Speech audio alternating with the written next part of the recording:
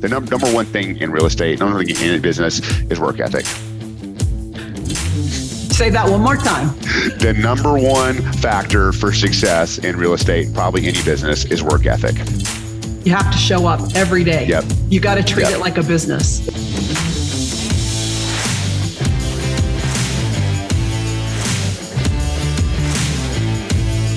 So the question is this: how do most agents find the secrets to succeed in today's competitive real estate market, especially when the top agents are keeping those secrets to themselves? That's the question, and this podcast will give you the answer. Hi, I'm Aaron Amuchastegui, and welcome to Real Estate Rockstars. Hey, everybody. Stephanie Brackett here with Real Estate Rockstars, and I am here today with Ryan Rodenbeck, who's the CEO of Spyglass Realty out of Austin, Texas. How's the weather in Austin today? Probably hot and humid? Very hot, not quite so humid yet, but give it time. So. Yeah, I went to Vegas last week, and I didn't really think about it when we booked the trip that, like, Stephanie, you know this, it's July and it's Las Vegas. Yeah. It's going to be really hot, 105. So yeah. I like to say Austin's only miserable for 3 months. So perfect. Well, you know what? I'm in Idaho. We have 2 seasons. We have winter and we have road work season. That's it. Yeah. So the only 2 seasons we have. So we're in road work season right now. Nice. Awesome. Well, I hope you had a great 4th of July. Let's jump in and start talking about, tell me a little bit about your business first. What does it look like? How are you guys structured and sure. volume? Yeah. So we've grown double our volume, double our agent count every year for the past 3 years. Right now we have 92 agents. We have 2 offices. All of our agents are full-time. We don't hire any part-times. We don't hire brand spanking new agents. And in the last 12 months, we've done $400 million in closed and just over 700 transactions. Wow, that's incredible. Thank you. Yeah. Yeah, that's great. And great growth. If you're growing that quickly, that fast, then you're doing something right? Thank you. So tell me a little bit, you mentioned you don't hire part-time agents and you don't hire brand new agents. What's the philosophy behind that? I'm sure you've done trial and error and this is what you've landed on. Exactly. We don't do part-time agents because we're trying to just have a standard of quality that attracts a better class of agents. So what I mean by that is we're not necessarily looking for high producers, but we want people that our mission statement is we can make good agents into great agents, right? So a lot of our agents have really flourished. You know, we've got agents that do the 2 types of agents we go after are agents that have been in business from 1 to 3 years and have done 1 to 3 million, are agents that have been in business longer and have done 6 million or more. And the reason why is that's what we know what we're good at. We have hired new agents, brand new agents, and we're just not good at it. It's a coin toss if a brand new agent is going to make it, and they're better served working at like a team where they have more. We have pretty good training for agents, but we just know what we're good at and we know we're not. So that's kind of our philosophy there. Okay. That's awesome. You know what you're good at and you know what you're not good at, and you're good at producing agents and making them bigger and better producing agents. That's right. And part of our business is, we're a brokerage, and you know how there's teams and there's brokerages and there's brokerages that act as teams. Okay. Ours is a little, yeah. So our model is a little bit of a hybrid. We have leads that we provide agents that if they need to fill their pipeline, they can take those leads. And then if they don't, once their pipeline's full, then they can graduate and, just be completely independent with us.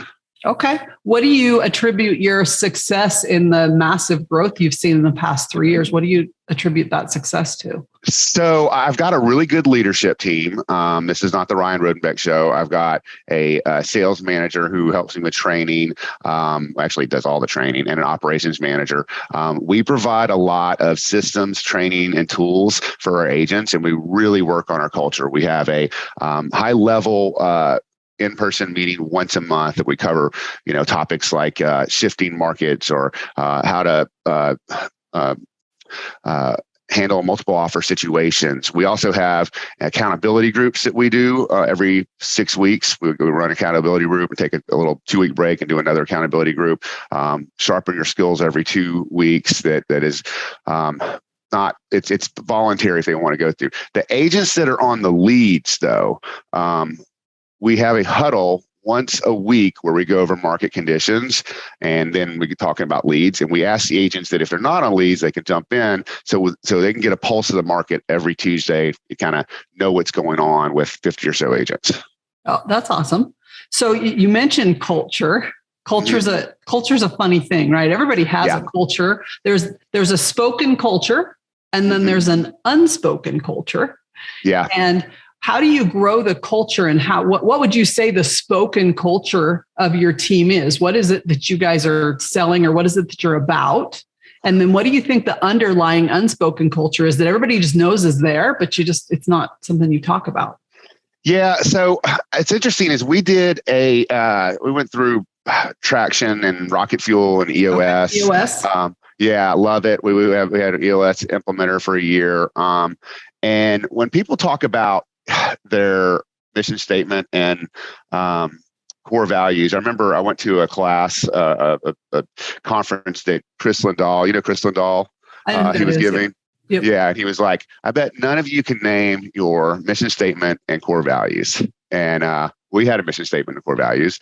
And he said, without looking it up. And it was true. So when we went through EOS, we really defined those. Like our mission statement is we make good agents and the great agents. And our core values are our non-negotiables, right? Like we take action, we're all in, we do the right thing, and be smart, right? And I think that we call out those things at meetings. Here's a culture call out or a core value call out, and we just try to make sure that everyone is doing that and that they've got this servant attitude. We don't have a lot of ego in our brokerage, so it's all about being helpful. So as the leadership team, we try to be very helpful to our agents, and then in turn, they're helpful to each other. Another thing that we did was we set up a culture committee where once a month, the agents will get together, and mainly they look at like, what are they going to do for charitable causes? What's our cause this month? What kind of drive are we going to do? And like, that's just taken a life on its own. I've actually never been to a culture committee meeting. So your agents are towing the line on culture. They are towing the line. They do a lot of charitable stuff. Of course, we donate and help, but we're not driving that. And so there's different factions in our brokerage that are kind of doing their thing with our support. Okay. Instead of vice versa. Right. And actually, what I heard as you were talking, I mentioned the unspoken culture. I heard what the unspoken culture of your team is, and that is no ego and helpful. Exactly. Collaboration. Yeah. Yep. And you'll probably see that in people, and you'll notice when you bring someone on, if they end up being a culture mismatch, those that are in it for themselves, or they have an ego and think they're always right, they're unteachable. Yeah. And we had that happen. We had an agent that we had taken on, and she just wasn't working out. And my sales manager went back to, well, she's not being very smart. She's not all in, and she's not taking action. So we're like, all right, time to cut ties. Yep. And that's great, because the teams that are successful at maintaining their culture are the ones that are willing to hire and fire to the culture. Yeah, exactly. To the culture. And someone's not a culture fit, they have to go, because they will erode the culture. It's like a cancer from the inside out.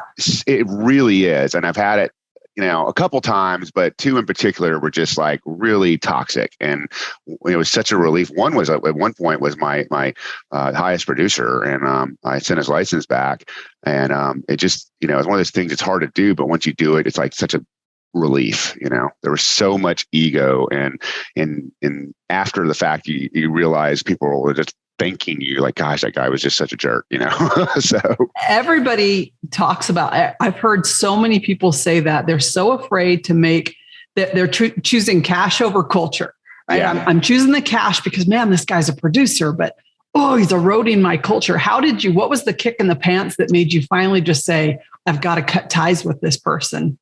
Yeah. So first of all, he wasn't that arrogant to me, and I kind of heard some stuff, but really what it was he didn't do the right thing. He was not doing right by a client that he sold the property to. He disappeared. I didn't know, and then that client called me and said, "I haven't heard this guy for 2 days."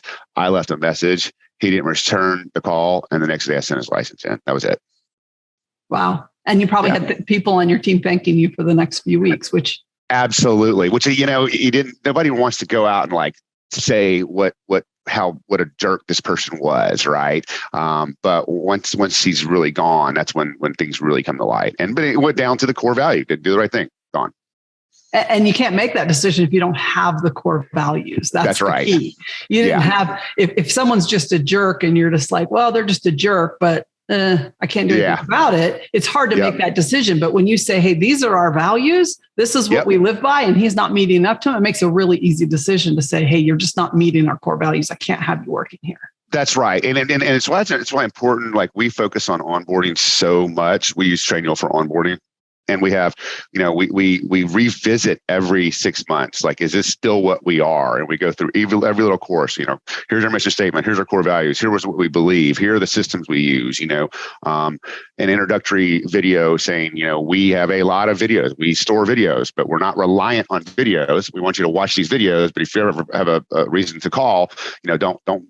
These videos are not a substitution for us helping you. So the onboarding part, I guess my point in that was that when you put all that stuff up front, it's easier for agents to get acclimated to your culture and your values. And how do you know, like what process do you use when you're recruiting these agents? I mean, you've grown your company 3 times over. How do you know when you're bringing them on that they're a culture fit? What are you using to make sure that they're going to be a fit? Now, you're probably not 100%. Sometimes, of course, wrong one. Yeah. No. So I make calls every day. I make about 5 calls a day. That's what I'm committed to. And if I miss a couple of days, I'll make more to make up for it. But literally, I look at agents. I mean, I've got a list of 4,000 agents that are on my email list. I send out my Realty Hack newsletter every week, and I look at the ones that opened it. Usually, it's a little secret there. And I honestly go onto Instagram, Facebook, LinkedIn before I even call them. Okay. Right. To make sure that that's one thing that can disqualify people. 100%. And people don't realize how social media, how much bearing that has on people's opinion of you. So well, because we don't want any extremists in any direction. We don't have a lot of politics inside Spyglass Realty, and I don't want a lot of politics. I mean, I don't want people that are extremists in one direction or the other. So if you see a lot of that, I mean, people show their face on social media, whether they think they do or not. They show who they are, and you can uncover some. And they get, not only do they what they post, but their comments on other people's posts. Exactly. Interesting. Okay. All right. So tell me a little bit about you. You mentioned you guys have like a weekly stand up or talking about the market. What are you guys seeing now? And what's the message going out to your agents about what's happening with the market and how they can still win, even though the market's not the same as it was 6 months ago? Yeah, so Austin is a little bit different, I think, than a lot of places, in the sense that our market has been so hot that we have a lot of, especially on our leads team, we're Zillow Flex team, and we get a lot of Zillow Flex, and my agents have just been really struggling when it was really hot. That now that it's slowed down a little bit, I mean, I think we're still at like 30 days on market, right? This is a normal market. So I think most of the agents are feeling a little bit of relief here and that they're getting stuff under contract. Yes, there's a big portion of these buyers that are no longer qualified for what they were looking for. Right. But I think the message we're giving our agents as of right now is, take this opportunity to work for the highly qualified buyers, because if people are still looking when interest rates are 3% higher than they were 6 months ago, these are serious people. So, and then on the flip side of that, for sellers, it's just, you're telling them, look, you can still sell your home, right? There's still a lot of buyers out there. You just have to be reasonable. The days of homes appreciating, 5% every month or 3% every month, as it was. I mean, from November of 2021 to November of 2020, that we went 36% in a year. So, I mean, I wouldn't surprise me in the short term, and we see the next couple of days that we actually drop 5%. But then I think we're over the next 12 months, we're going to go up 10%. Right. Just because there's so many people moving to Austin. Facebook has leased an office that's not even finished yet downtown. That's almost 600,000 square feet. Amazon's done the same thing with 323,000 square feet building in the Domain. Tesla is moving all their corporate headquarters here for Tesla, the Boring Company, SpaceX. So the economic indicators are that we're going to continue to fill these positions as these buildings get done, as these headquarters move over here, as people are still continuing to move over here. Amazon and Facebook, even though those buildings aren't done yet, that is an intent to hire. Okay. So 100%. What we're telling our agents is like, the job market is still amazing in Austin, is still amazing in this country. And not to get overcome by fear. And then, yes, there's going to be buyers and there's going to be sellers who listen to the market and the news and all that, but the economic indicators just aren't showing that we're going to be going to a crash. Yeah. And you guys, I mean, there are pockets of markets that are different than the rest of the country. And that's right. No one's reporting on that. Hear the national news and they're not. Idaho's the same way. I'm in Idaho, and there's a ton of people from California and Oregon and Washington moving to Idaho. Our market's still very strong, especially to Boise, the other side of the state. Very strong market. Austin, strong market. Now, California and Las Vegas and Arizona may be seeing something different than we're seeing, but you have to be really clear on what the local market is doing. And you guys have to educate your local buyers and sellers because they're listening to national news. Yeah. And you also, on a flip side of reassuring people, you also have to know when to walk away, right? There are still people out there, the sellers that want to sell their home for, $200,000 more than the last property sold for. And so, we're telling our agents, it's time for us to work now as a seller's agent. We've had it very easy as listing agents. Put it on the market, it sells. Put it on the market, it sells. Right. You have to be very not aggressive. You just have to be very thoughtful with your price point. Okay. You can't just go off of the comp from 2 months ago when things were, interest rates were 4.5%, right?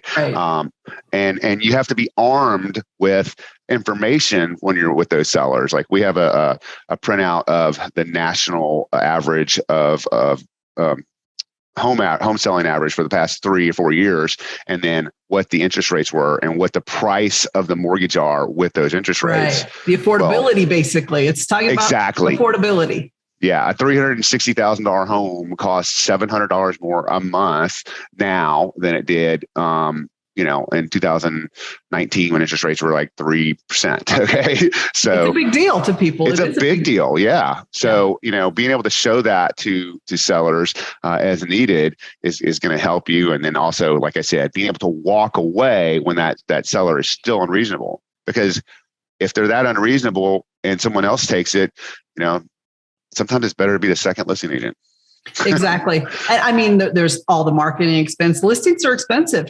That's why, listings are harder to do. They're just expensive. You have to be able to afford to market the listing, pay for the pictures, do all the staging, all those things. Absolutely. And agents that would just take anything are now going to have to go, maybe I won't take anything. I'll be a little bit more selective of what I say yes to because it's going to cost me money if it doesn't sell. I'm out. That's right. Yep. And the communication to the sellers has to be 10 times what it used to be because, again, they're listening to their neighbor who sold their house 6 months ago for $400,000 over ask price because they listed it for $1.5 million and sold it for $1.9 million with 37 offers. That's right. And we're telling our agents to, set the expectation, now that the market is slower and that, we're going to have this price for 2 weeks, 2 full weekends, and then we're going to do a check-in with you. right? Don't just let it open ended. Like, we're going to meet at the next Monday after the second weekend to check in. We're going to show you how many people showed the home, what feedback we had, and that way you're setting them up that if you need a price reduction, that you'll get it. Because if it's been on the market for 2 weekends in this market, when I think we're at like 21 days on market, you should have feedback to tell you that what needs to be done. Right. But you have to set that up in the beginning, or the sellers are just going to be like, what's going on? What do you mean you want to reduce my price? Yeah. What do you mean you can't sell it for what you told me you could sell it for? Yeah. Yep. And that's 100% correct. Because you have to, sellers, if we set clear expectations up front, that conversations later are so much easier. Yeah. So much easier to have that conversation. Hey, look, I'm going to call you. We're going to go 10 days with no showings. You're getting a phone call. 10 showings with no offers. You're getting a phone call. That's right. Yep. Whatever your system is. Most people didn't have a system, and agents that are new in the business and got into the business and didn't join a team that can give them that need to understand they've got to have a system for active listings. You have to have one. That's right. And you hit the nail on the head, is that, like, we have agents that have been in the business for 2 and 3 years that, and some of them, most of the time, as you probably know, agents don't get into listings till year 3 or 4, right? But we've had some that have, and those that have don't really understand, the what a normal market is, because we haven't been in a normal market in 3 or 4 years. They know listings in this market. It took a sign and a lockbox to sell a listing. And that's right. It. Yep. Hey, real estate rock stars. This is Aaron Buchestegi, and I'm interrupting myself to bring you this commercial break from one of our sponsors. There's somebody I've been looking at for a long time, and when they reached out to me, I said, yes, we have to be able to do this deal. So that sponsor is Follow Up Boss. There's a lot of superstars out there that use Follow Up Boss. What's your favorite CRM? We're using Follow Up Boss. We use Follow Up Boss. So we use Follow Up Boss. I love Follow Up Boss. I love it. We have action plans now for bringing on new agents. We have action plans for our recruiting.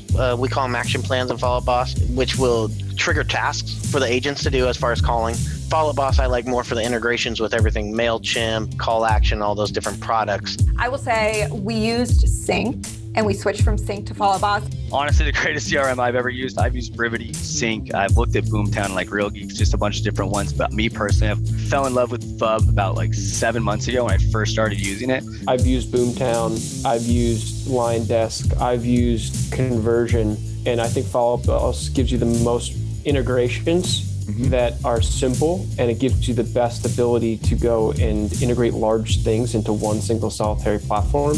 Yet at the same time, it's still affordable. I do like Follow Up Boss better just because you can text from the app and things like that. It's just a little more convenient for me. It tracks everything that I need. I can customize it if I want. If I want to go smart list based, that's fine. If I want to go task based, it's fine. I think it's one of the best systems, and it's very user friendly. It just really helps me never drop a ball because it's so user friendly. I don't have a one horse in the race with Follow Up Boss. Purely objective, Follow Up Boss has been the best one that we've found. Now, I've used Follow Up Boss. We've actually used it in our non-real estate businesses as well, because it's so good at being able to set timers, set automatic texting and emailing. So here's what we got. For Real Estate Rockstars listeners, you get a 30-day free trial. That's normally 14 days. So in order to get this, you go followupboss.com, just like it sounds, /rockstars. Go there, get your 30-day free trial, and check it out. Especially if you aren't using any systems or any CRMs yet, this will be a great one for you to start with. Thanks again. Now back to our show. Interesting. How long have you been in the business for? I got my license in 2004. We started Spyglass in 2008. But, the first few years I had just as a brokerage, I was a broker and I had a few people that were with me for what I don't know. We started really kind of building the team in 2015. Okay. So you've seen the 2 shifts. This is the second shift of the other shift that you saw. And we all know the shifts are different. What did you learn from the last shift that you're going to use in this shift, regardless of what the shift is? I think that, this is a much different shift. I think it's going to be a lot easier in this one than it was before, and unless something happens that we haven't quite seen yet. But I learned don't take anything for granted. Make sure that you've got your pipeline full. I mean, I remember when the last shift happened, things kind of dropping dead overnight. You had to really, really work. And I remember times in my life where, I have this nailed. Okay, I have this whole real estate thing nailed, and then the market shifts, and you're left with nothing. So I think the biggest lesson I've learned from market shifting is just keep working. Make sure to get as many things in your pipeline as possible. Don't rely on one lead source. Don't rely on buyers or sellers, or make sure you're especially when things happen, because it'd be great when the last part of my career before I quit selling real estate, like I was all listings, right? Well, if I were in selling real estate now, if I were a competing broker, which I'm not, I would want to diversify that, because now it might be getting easier to work with buyers. Right. Or get someone, if you're building a team, have a buyer's agent out there, because listings could get, if it were to get worse like it did in the last one, and you're just a listing agent, that would put you as a problem. Right. You'd want to have some buyers. I remember the days, like the team I was on back then, we were carrying 65 to 70 active listings, of which only half of them ever sold. Yeah. So you're paying the marketing for all these listings, and you're banking on only 50% of them ever actually closing. That's right. Yeah. And the work to get them, I mean, it was easy to get the listings because everybody wanted to sell. Yeah. Yeah. But there's no buyers. And so the communication had to be 10 times what it is these days. You had to do all these extra things just to try and sell a house, which we've not lived through that recently. Right. And we thought COVID was going to shut us down, and look what happened. Hindsight's never wrong. You thought COVID was going to be the end of real estate, and it absolutely exploded it. Yeah, I had canceled. I had let go of my a whole team of virtual assistants for about a month, and then I called them back, and I'm like, "All right, you guys want to come back?" I think that's what that was the natural reaction, right? Everything starts shutting down, and everybody said, "Cut expenses, cut everything." Yeah. And who would have known what would have happened? That it's been explosive growth. Yeah, sure. All right. So tell me a little bit about what technology you like to use in your business. What are your favorite tech tools? Yeah. So I love technology. What's interesting is an independent brokerage, we are commonly competing against the technology that some of the big brokerages have. And I like to say that we have married the best in class of all technology. We use Follow Up Boss, we use Ylopo. I have Real Estate Webmasters. We have BombBomb. One of my favorites is, especially for culture, is Workplace by Facebook. Okay. All right. Yeah. And how do you use that in your business? So we have different groups. Like we're big pushers of social media. And so we have a social media group. So Workplace by Facebook, if you're not familiar with that, it's just like Facebook, except you don't have your political people, your idiot cousins, or you don't have any ads, so it's all business. So we have, a social media one where people are always posting here's some things that you can post. Our VAs are putting stuff on there for agents. We have questions and answers. We've got a boom, I did this, right? That's more like of a encouragement people think that, I just got this property under contract. Just kind of encouraging people to, celebrate their success, and the agents that help them with that. So I really love that as a culture tool. Follow Up Boss, I think, is probably, I've been through a lot of CRMs, and I love Follow Up Boss because you're not married to one type of platform like, Commissions Inc. or any of them, right? But if you've been through different platforms, changing CRMs is just a nightmare. Oh, it's a nightmare. Yeah. It's a nightmare. We merged 4 CRMs into one CRM when we had 2 teams that we merged. And it was probably one of the hardest things we've ever had to do, is just merge these. No one wants to give up the data. That's just it. Once they have your data, they don't want to give you back your data. And that's right. Trying to map it, you got to be really careful about who you give your data to, and make sure that they're going to give you back what you gave them. Well, not just that, like if we changed CRMs, the agents, we put so much, blood, sweat, and tears into the CRM that people do not like to change CRMs. I've done it before, and it's hard. Yeah. Yeah. Be real careful about what you pick before you. Yeah. And so your Facebook workplace, that you're using that similar to what other teams use Slack for, or Microsoft Teams or Google Hangouts. It's definitely a place to collaborate and chat and build culture. That's right. We've got a knowledge library that we every meeting that we do, every high level training, we record it. We've got 2 cameras, lav mics, everything. And so we built out so many different lessons and things for the agents, so that like if an agent has a question on, let's say, how to write a backup offer, right? We can, they call us, so we go, hey, we're going to tag you in this post, just like you do on Facebook, where you see the video, we put their name in there, and then say, okay, watch this. And we put if it's a 30-minute video, we usually cut it to 10-minute increments, right? And so watch this post, let me know if that answers your question, call me if it does, if you want to know how that's relevant to what your situation is. And so that's been really good with efficiency for our team, is that we want to be able to show people, and like we're trying to raise the bar on how we do things for all of our agents. For instance, like with multiple offer situation, you can write an offer very aggressive, but if you don't send that offer with bullet points and explain it to them, to the listing agent, and then maybe even send, like we advise them to send a video of your bullet points along with the email, like text them, here's what our offer is, here's what we think that we are going to be the easiest to work with. And if we're not the best in terms of price, counter us and we'll see what we can do. Yeah. So that's that type of having all that training, sectioned off so that agents can watch it and we don't have to repeat every single thing every single time. That's been a godsend for us. Oh yeah. It makes it so scalable, because you just, there would be not enough time in the day for you to re-explain that 57 times. Exactly. Yeah. Awesome for scalability. All right. So what failure have you had in the past that you look back and you're like, wow, I learned something really good from that mistake? Oh gosh, where do I start? That's funny. Whenever I ask that question, everybody's like, man, which one do I pick? It's so funny that people are so vulnerable and open about mistakes, but we all learn from them. I think that's what helps you succeed. I think it's having the wrong people in the wrong seats, right? Okay. An EOS thing. I love that, right? Person in the right seat on the bus.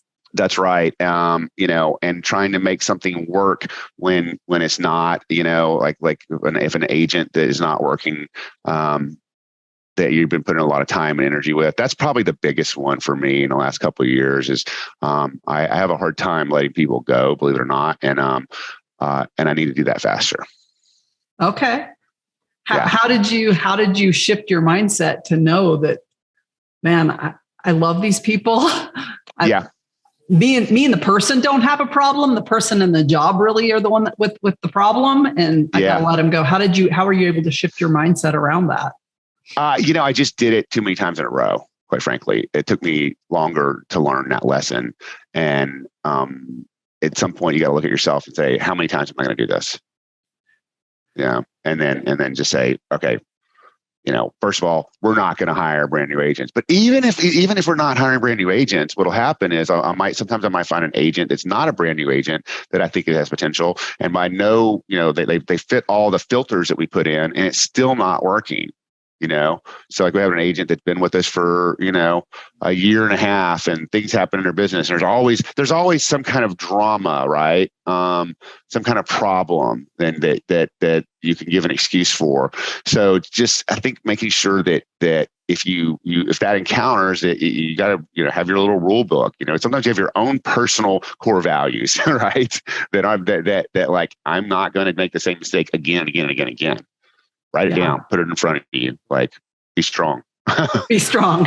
Because we all love people. No one wants to disappoint people. And a lot of agents, or team leaders, the DISC profile, if you're familiar with the DISC profile, they're the I. And the I is they want to be liked. They want people to like them. And for them to say, hey, you can't be on my team anymore because you're not a fit or you're not doing what I need you to do. That's like the worst thing in the world for them to do is like, that's me. Definitely. I like to help people. I want to be liked, and it's hard, so really hard. You also have to think about the fact that you're not doing them any favors either. And you're generally not doing anybody else on the team favors, because the rest of the team is sitting there watching you as a leader going, why are they allowing this to happen? Why are they letting them stay? Yeah. And then when you finally make the hard decision and do it, they're like, thank you. Right.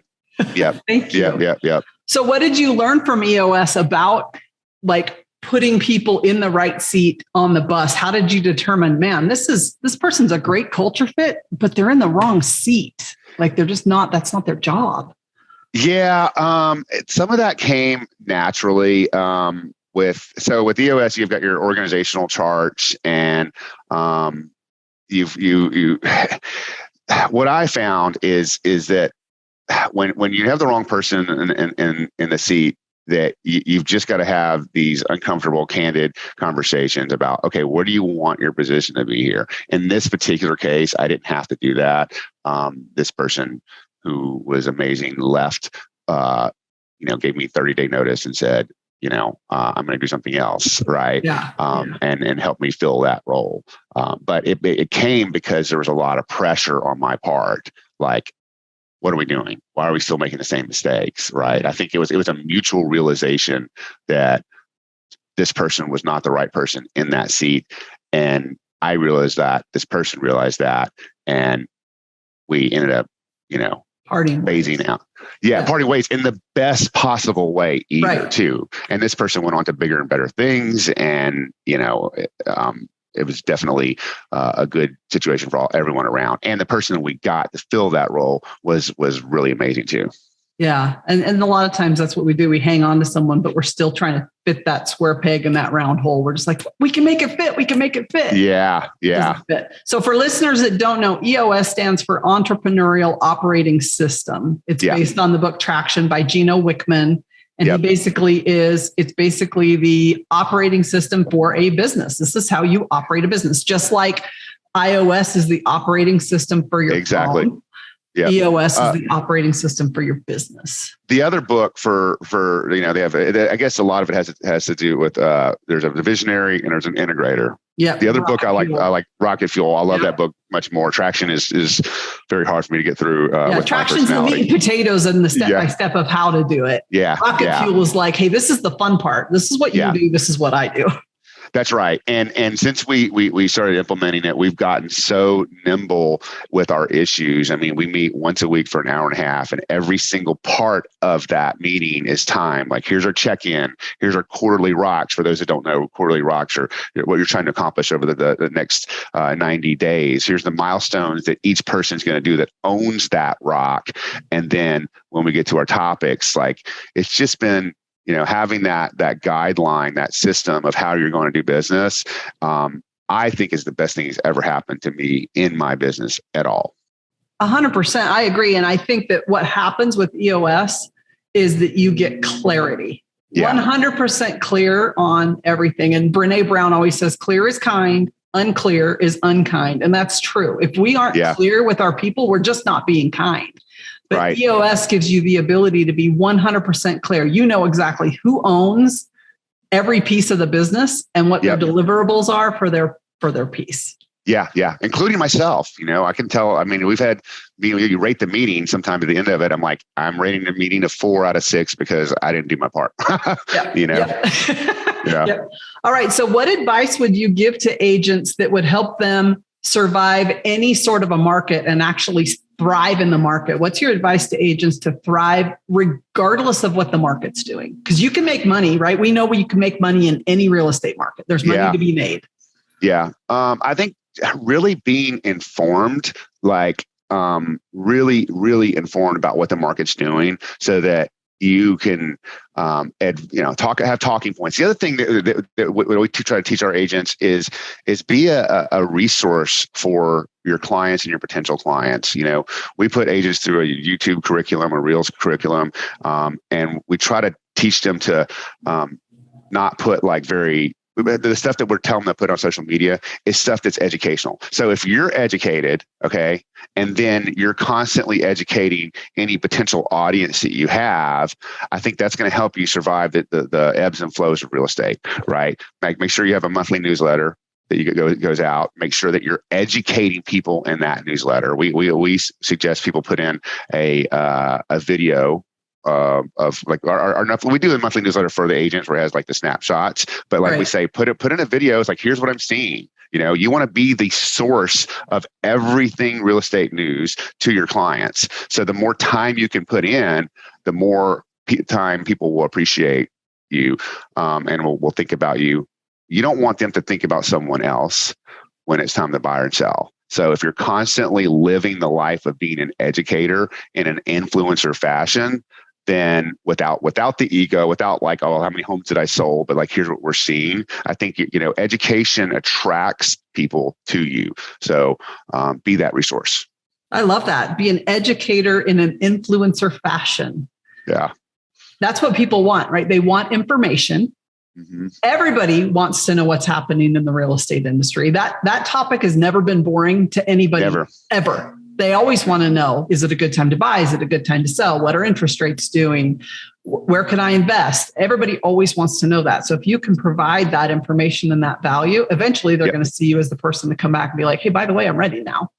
Right. Which it's a commitment on our part. Like, we have to be invested in what's going on in the market every single day, every single week. Even if you're not, like, I know agents that are fairly new in our company that are just investing in figuring out what's going on in the market and then putting it out there. Even though they may not be the most, highest salesperson, they're doing a great job of absorbing.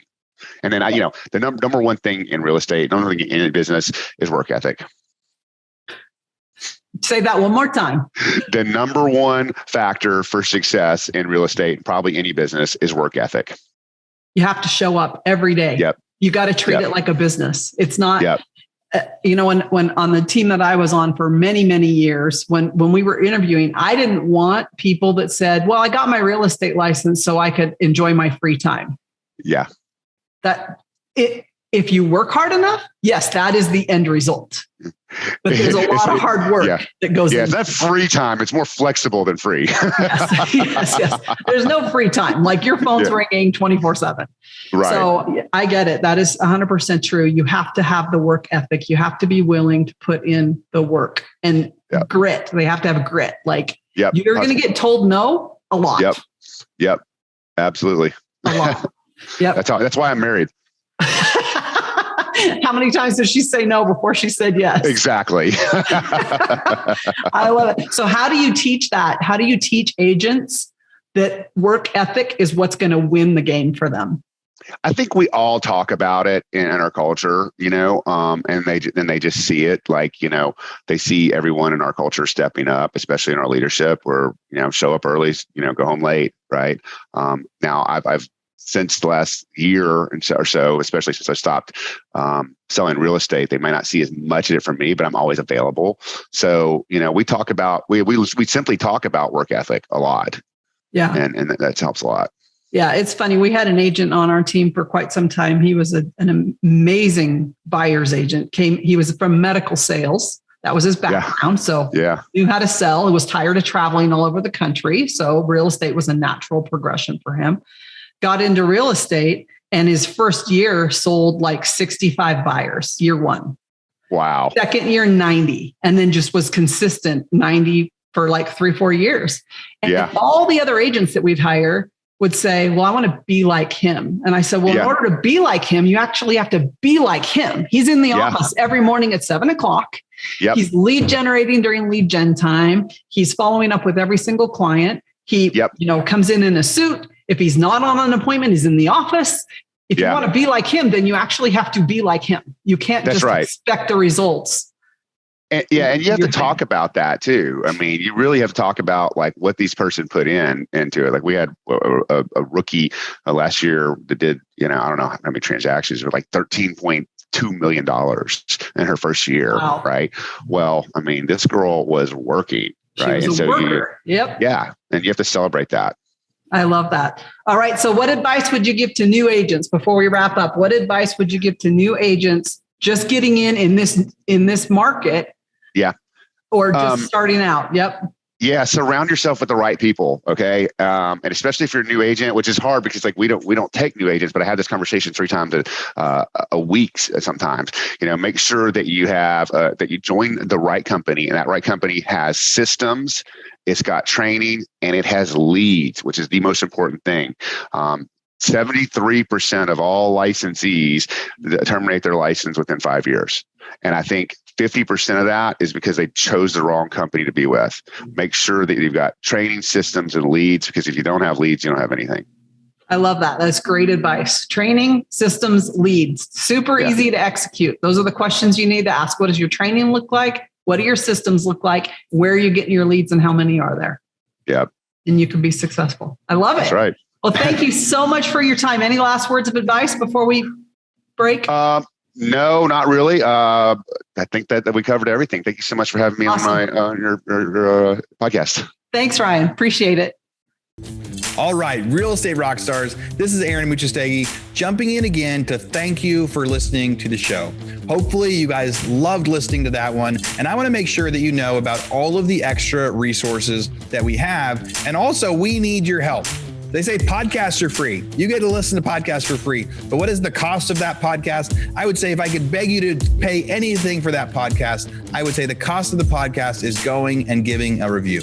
So whether you download it on Google or Apple or YouTube or anywhere else, please go give us a review. Say what you liked, what you didn't like. It helps us get better guests. The more reviews, the higher we get in the rankings. Right now, we are the biggest podcast out there for real estate agents, and we want to keep that spot because we know there's lots of podcasts out there. So go give us a review. Also, be sure to go to hibandigital.com. If you liked any of the resources that those real estate agents talked about, we've got a huge video vault of those resources for free. Every penny that comes on the podcast that we interview, they give us something that helps them get their deals or helps them work with their clients. And we put that in the toolbox in our vault for you. So go to hibandigital.com and you can get it. If you're looking for real estate education, go to rebusuniversity.com. We have all sorts of courses in there to help agents succeed in real estate, how to get the listing, how to negotiate deals, how to become an investor, all sorts of different stuff, rebusuniversity.com.